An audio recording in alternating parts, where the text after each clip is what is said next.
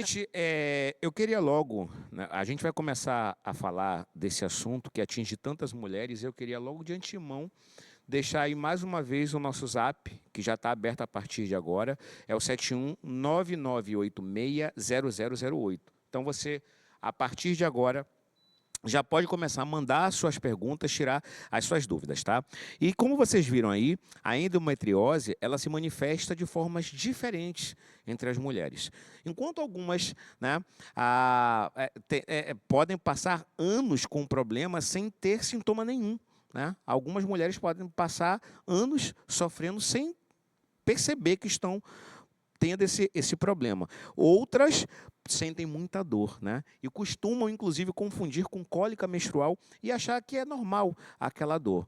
Então, a gente tem que tomar muita atenção, vocês mulheres têm que tomar muita atenção, tá? A gente está trazendo aqui no estúdio para entrevistar o ginecologista, o doutor Alexandre Amaral. Muito obrigado, doutor, por ter aceito aí o nosso convite. Eu queria já começar, doutor, essa nossa conversa, perguntando qual a melhor idade para detectar a endometriose. Primeiro, eu queria agradecer o convite, Alex, mais uma vez de estar aqui no Universo. Não existe uma idade real para se detectar endometriose. O importante é a paciente ela fazer o acompanhamento anual com o ginecologista. E a partir das suas queixas, a gente procurar, né, algum exame específico, como por exemplo, passou na matéria a ultrassonografia com preparo intestinal para mapeamento de endometriose ou a ressonância magnética, para essa paciente ela realizar esse exame e aí a gente achar se existe realmente algum foco de endometriose associado a essa queixa que a paciente vai apresentar. Então, não existe uma idade real, né? O importante é, toda paciente que começa a ter dor desde a sua primeira menstruação, dores incapacitantes no período menstrual, que levam a ela a ter um absenteísmo na escola, na faculdade, no trabalho, essa dor precisa ser investigada. É uma dor muito forte, doutor? Pode variar o grau aí da dor? Porque tem mulheres que chegam a quase desmaiar de dor, de tamanha dor né, que ela ocasiona. Isso. A gente utiliza no consultório o que a gente chama de escala visual analógica da dor, né? Essa escala visual analógica da dor, a gente passa para a paciente, né, uma escala e ela, a partir daquela escala, ela olha e lê aquela escala e ela vai passar para a gente qual é o grau de dor dela. Geralmente, a endometriose, a gente fala que pacientes que têm um grau de 7 a 10, essa escala vai de 0 a 10, de 7 a 10 já é uma dor muito forte, né? Na maioria das vezes, as pacientes com endometriose, elas acabam tendo dor entre 9 e 10. Então, é uma dor realmente muito forte, geralmente são dores incapacitantes, mas também existem pacientes que são assintomáticas. Eu acho que isso é o mais importante de se falar. Eu sempre falo no consultório para paciente que existe uma dissociação entre quantidade de doença e quantidade de sintoma. Boa parte das mulheres que têm endometriose, elas vão ter algum tipo de sintoma, mas uma pequena parte delas vão ser totalmente assintomáticas. E às vezes, quando a gente faz o exame de imagem, né, ou a gente faz o exame físico, que também é de suma importância para o diagnóstico, a gente acaba encontrando certos locais de dor que essa paciente nunca tinha detectado. E aí, com o exame de imagem, a gente confirma a lesão de endometriose, mas essa paciente, às vezes, é assintomática. Pronto, doutor, já está começando a pipocar de perguntas aqui, tá? E a Lidiane, lá de Muritiba, ela está perguntando, está pedindo, na verdade, para o senhor falar mais sobre as pessoas ostomizadas. O que são pessoas ostomizadas? Ostomia. Ostomia são todas aquelas pessoas que têm algum tipo de colostomia, ileostomia, né? Que é quando a gente coloca o trato gastrointestinal, principalmente a parte intestinal, intestino grosso ou intestino fino, que é o intestino delgado, a gente expõe ele para fora por algum motivo, né? Geralmente, isso é muito pouco provável de acontecer nas pacientes com cirurgia de endometriose. Óbvio que existem algumas pacientes que a gente acaba tendo que optar pela ostomia para poder ter uma cicatrização melhor dessa lesão, né, dessa cirurgia, para depois a gente reconstruir o trânsito. Então, é o desvio do trânsito intestinal dessa paciente que acaba sendo colocado para fora. Algumas pacientes com endometriose, elas acabam, durante a cirurgia, sofrendo a ostomia na tentativa de melhorar a cicatrização dessa paciente. Boa parte das vezes são ostomias reversíveis. Entretanto, podem existir aquelas pacientes que vão ser ostomizadas o resto da vida, né? Bacana. A gente já está com outra pergunta aqui. Gostaria que o doutor falasse sobre a diferença entre a endometriose e a endometrioma. No caso do endometrioma, a presença de cisto recorrente com muitos sintomas de dor, seria necessário retirar o endométrio? É a Rosiane, lá de Alagoinhas. Vamos lá. Vamos falar um pouquinho sobre os tipos de endometriose, tá, Alex? Existem 3 tipos básicos de endometriose, que é a endometriose superficial, a endometriose profunda e a endometriose de ovário, também conhecido como endometrioma. Então, a endometriose superficial e a profunda, o que diferencia elas é a quantidade de penetração da lesão no peritônio. O que é o peritônio? É uma membrana que recobre todos os nossos órgãos internos abdominais. Então, quando essa lesão ela ultrapassa uma quantidade de 5 milímetros, olha o tamanho, muito pequeno, 5 milímetros a gente já considera profunda. Quando ela é menor do que isso, a gente considera superficial. O endometrioma em si, ele é uma doença separada, né? É quando existe a presença de um cisto de endometriose no ovário. Não necessariamente quer dizer que toda vez que tem um cisto de endometriose no ovário, a gente vai precisar retirar esse ovário, tá? Geralmente a gente retira o cisto e preserva o ovário dessa paciente. Por quê? Boa parte das pacientes com endometriose, elas estão no período que a gente chama de menacme, ou seja, no período reprodutivo. E muitas dessas pacientes têm desejo de engravidar. E se a gente faz a retirada do ovário dessa paciente, a gente vai estar reduzindo ainda mais a capacidade dela de conseguir engravidar de maneira espontânea. Ou seja, a gente vai estar reduzindo o número de folículos que estão disponíveis para essa paciente conseguir engravidar. Então, a gente diminui a reserva ovariana dela.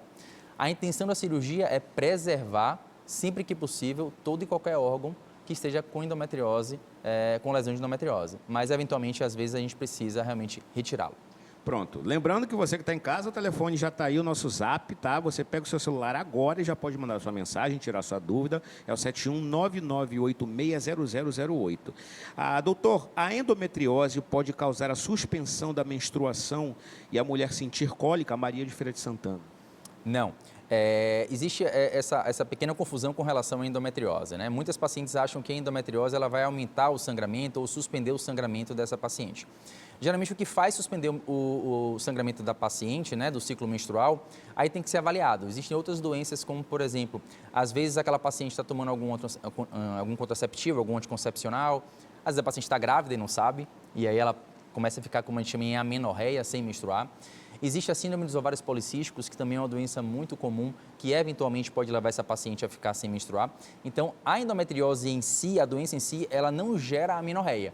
Mas toda paciente que tem uma suspensão da menstruação por mais de 3 ciclos consecutivos, o ideal é que ela procure realmente um ginecologista para poder avaliar se realmente está tendo algum problema. Lucas, e agora a gente volta aqui, tá? Deixa eu dar os parabéns aí pro museu pela data, pelo aniversário. E você pode continuar mandando as suas perguntas, seja para a banda, seja para gastronomia, seja aqui para o nosso doutor, que a gente está falando de saúde, e está pipocando aqui de perguntas. Boa tarde, doutor. Eu tenho endometriose, fiz a cirurgia e não resolveu o meu problema. Segundo o médico, a carne estava muito enraizada e hoje eu ainda sinto muita dor. É a Andréia lá de Tinga. Vamos lá, Andréia. Muito obrigado pela pergunta. Eu acho que o principal aí é você procurar um médico especialista, um ginecologista especialista em endometriose para te acompanhar. Mesmo após a cirurgia, algumas pacientes ainda continuam sentindo dor, boa parte delas com melhora dessa dor, mas algumas ainda continuam sentindo dor. E o mais importante é continuar o acompanhamento com o médico especialista para que ela possa ter aí durante toda a vida dela esse acompanhamento e identificar se em algum momento vai precisar sofrer uma nova intervenção cirúrgica ou se realmente só o tratamento clínico, e aí é importante frisar, Alex, que o tratamento clínico da endometriose ele é multidisciplinar. Ele não conta única e exclusivamente com a presença do ginecologista especialista, e sim com várias outras especialidades médicas e não médicas que vão auxiliar essa paciente no tratamento da doença. Pronto. Doutor, tem mais perguntas aqui. Gostaria de saber se quem já fez todos os exames para saber se tem endometriose, porém, na verdade, me perdoe, deixa eu reconstruir aqui. Doutor, já fiz todos os exames para saber se tenho endometriose. Porém, toda vez que menstruo, sinto muita dor, levando a desmaios, sudorese e ânsia de vômito. Isso é normal? Isso aí é Evila, lá de Camaçari. Vamos lá. Sentir dor não é normal. Então, isso que é o mais importante e é por isso que o mês do Março Amarelo, né, que é o mês de conscientização da endometriose, está aí para chamar a atenção. Sentir dor, mulher, não é normal. Então, o importante é, toda mulher que no período menstrual ela sente algum tipo de dor e essa dor é uma dor incapacitante, ela tem que ser avaliada por um médico especialista em endometriose, principalmente ali o ginecologista especialista em endometriose. Então, se você já fez todos os exames e você ainda não conseguiu encontrar a causa dessa dor, eu acho que você precisa procurar um médico especialista para realmente ter um melhor auxílio no diagnóstico dessa dor que você está sentindo. Eventualmente pode ser endometriose, mas também existem outras doenças, né, como por exemplo a adenomiose, que também pode causar dor pélvica crônica e levar essa mulher a ter bastante dor no período menstrual. Pronto. Doutor, boa tarde. Tenho uma dúvida. Não uso preservativo há 2 anos e não consigo engravidar. Sinto cólicas menstruais, mas não tão severas. Pode ser sintomas da endometriose? Essa daqui é a Ana Karine de Simões Filho. Ana Karine, pode sim. É importante você procurar o ginecologista, falar e relatar toda essa sua história, porque 50% das mulheres que são inférteis, ou seja, que têm alguma dificuldade de engravidar, elas têm endometriose. Então, isso é um dado muito importante. E em torno ali de 30% das pacientes com endometriose, elas vão ser inférteis. Então, a gente precisa realmente investigar a infertilidade nas pacientes que tentam investigar, na verdade, a endometriose naquelas pacientes que tentam engravidar e não conseguem. Então, toda paciente que tem desejo de engravidar, já está tentando engravidar há um tempo e não consegue, é importante procurar um ginecologista especialista em endometriose para poder investigar com relação à doença. Doutor, boa tarde. Qual a cirurgia indicada para quem não teve filho ainda? Sinto muita dor, já fui diagnosticada com endometriose profunda, mas ainda não tenho filhos. Simone do Cabula.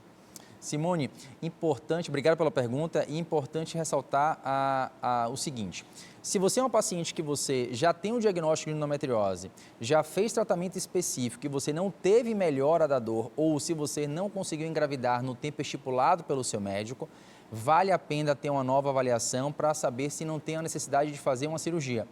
É importante ressaltar que toda aquela paciente que tem endometriose e que faz tratamento clínico, porém ela não tem benefício desse tratamento clínico com melhora da sua dor, é importante ela ser reavaliada para saber se não tem indicação de cirurgia. No caso dela que vem tentando engravidar e não consegue, também é importante ser reavaliada. Pronto. Doutor, fiz 4 cirurgias de mioma. Engravidei, perdi o bebê com 3 meses. O médico quer que eu faça a 5ª cirurgia, mas tenho medo de prejudicar ainda mais o meu útero. Sandra de Lauro de Freitas. Mioma também é um tema muito recorrente no consultório ginecológico. Tem um pouco de ligação ali com a endometriose, mas no seu caso, Sandra, não é o nome da paciente?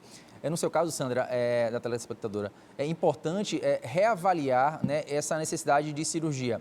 Eventualmente, se é um mioma que está para a parte interna do seu útero, que a gente chama de mioma submucoso, esse mioma, se você tem desejo de engravidar, ele realmente precisa ser retirado. E aí eu peço que você volte no seu médico para poder ter uma conversa legal e franca com ele.